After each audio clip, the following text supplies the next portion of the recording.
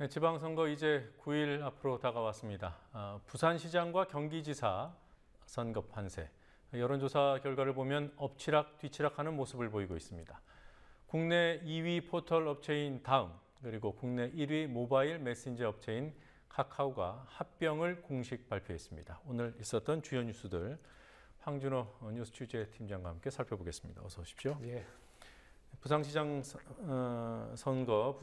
선거에 이제 부산일보에서 여론조사를 했군요. 예, 판세가 어떻던가요? 서병수 새누리당 후보하고 무소속의 오거돈 후보가 오차 범위 내에서 접전을 벌이고 있는 것으로 부산일보 여론조사 결과 나타났습니다. 부산일보가 한국갤럽에다가 의뢰해서 지난 토요일과 일요일 이틀 동안 부산 시민 1000명을 대상으로 조사를 해보니까 무소속의 오거돈 후보가 38.3%, 서병수 후보가 36.5%로 오거돈 후보가 약간 앞서는 것으로 나타났습니다.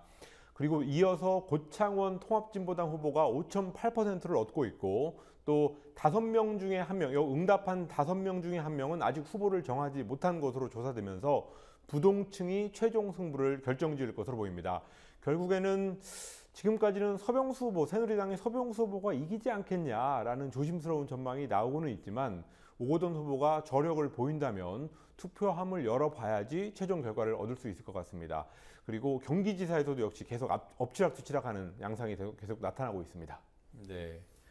자, 새정치민주연합 안철수 공동대표 차기 대권 후보 지지율에서 계속 지지율이 떨어지고 있다, 이런 결과가 나오고 있어요. 예, 뭐 좀 이런 얘기고 지방선거하고 직접 관계되는 건 아니지만 차기 대선 후보 여론조사 지지도를 보니까 안철수 공동대표의 추락이 뚜렷합니다.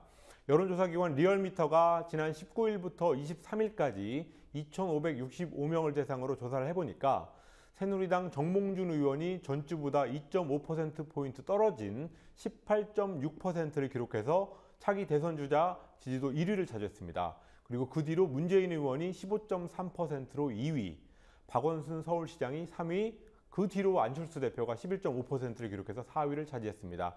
리얼미터 조사의 경우에 안 대표가 박원순 시장한테 추월당한 것은 이번이 처음이었습니다. 그리고 YTN이 여론조사 기관에 의뢰해서 조사를 해보니까 여기서는 특이하게 반기문 유엔 사무총장이 1위를 차지했고, 그 뒤로는 문재인 의원, 박원순 시장, 그리고 그 뒤로 안철수 대표가 4위를 차지하는 결과를 나타냈습니다. 네. 자, 다음과 카카오톡 좀 거대 합병이 성사가 됐습니다. 예, 국내 2위의 포털 업체인 다음, 그리고 국내 1위의 모바일 메신저 업체인 카카오가 합병을 오늘 공식 발표했습니다. 그럼에 따라서 시가총액 규모로 3조 원을 넘는 거대 모바일 인터넷 서비스 업체가 탄생하게 됐습니다. 네이버가 주도해왔던 포털과 모바일 시장의 판도에서도 상당한 영향을 미칠 것으로 보입니다. 다음에 최세훈 대표는 카카오의 강력한 모바일 플랫폼 경쟁력, 그리고 다음이 보유하고 있는 우수한 컨텐츠와 서비스 비즈니스의 노하우, 그리고 전문 기술, 이런 것들이 결합하면 최상의 시너지 효과를 낼 거라고 말했습니다. 그 아주 전통적인 의미의 서로의 약점을 보완하는 합병이 성사됐습니다. 네. 자, 주도권은 어느 회사가 쥐고 있는 겁니까? 예, 일단 시가총액 자체는 카카오가 큽니다. 그렇지만 오늘 합병은 당초에 알려진 것과는 달리 시가총액이 작은 다음이 카카오를 합병하는 형태로 진행이 됐습니다. 그렇지만 8월 말에 열리는 다음 주총에서는 현 카카오톡의 김범수 의장, 그리고 이재범, 이서구 대표, 이 사람들을 다음의 사내이사로 선임할 예정이라서 이 통합법인인 다음 카카오의 경영권은 결국은 카카오 측이 주도하게 됩니다. 앞으로 여러 사람들이 기대하는 것처럼 네이버와의 대결, 이게 과연 어떻게 전개될지 여러 가지로 관심이 쏠리고 있습니다. 네. 다음과 카카오 통합법인 이름이 다음 카카오예요? 그렇습니다. 네. 예. 자, 그 밖에 또 어떤 뉴스들이 있었습니까?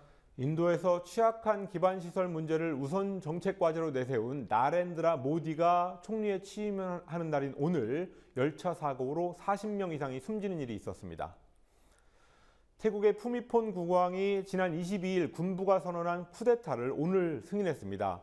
탁신 전 총리를 반대하는 세력이 기대해왔던 쿠데타가 일사천리로 마무리가 됐습니다.